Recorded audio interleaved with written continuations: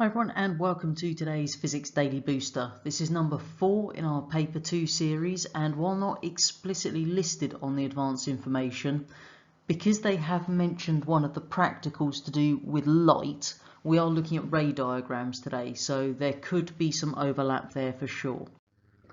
We're going to start off with these ray diagrams then. So ray diagrams allow us to show what happens in reflection and refraction. There are some key points to remember in order to succeed if we're asked to draw a ray diagram on an exam paper. Point 1, use a ruler. Don't draw it freehand, use a ruler. Number 2, you are going to use lines to represent those rays. Number 3 is draw the normal at 90 degrees to the surface, because that's going to help you with working out where those rays actually go. Fourth, you don't have to have a protractor in the science exams. You just need to be able to get these angles pretty close to equal, or at least showing the right things.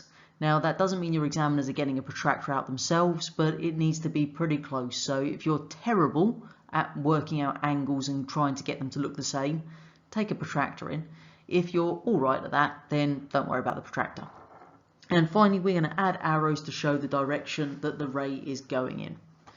If we look first of all at the top diagram, this is a reflection diagram. We have an angle of incidence, we have an angle of reflection, and we have a mirror. Key thing here is, with the mirror, your angle of incidence comes in.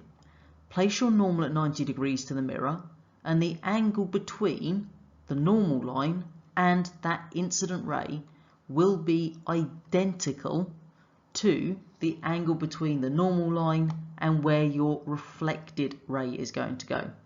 So this is why drawing the normal line does help, because you can then get quite a good judge of that. If you are drawing this, please make sure that the rays do touch at the actual mirror surface, and then don't forget to add the arrows to show the direction as well.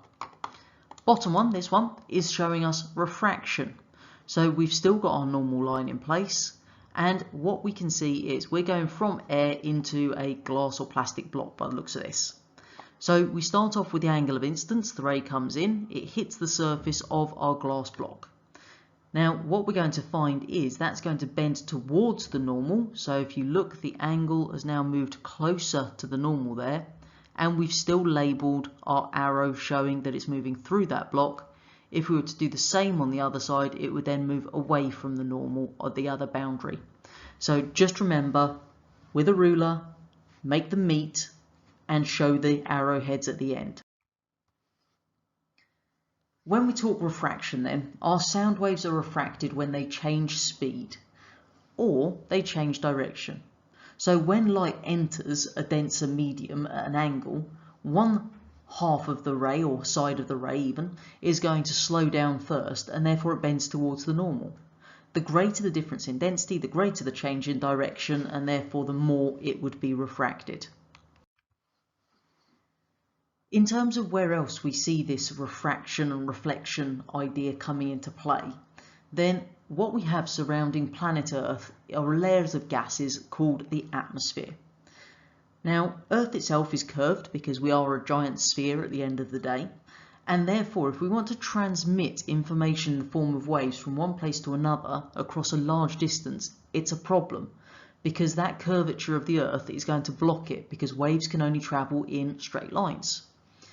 So in order to send these radio waves across a long distance, we need to actually use part of the atmosphere called the ionosphere to reflect them.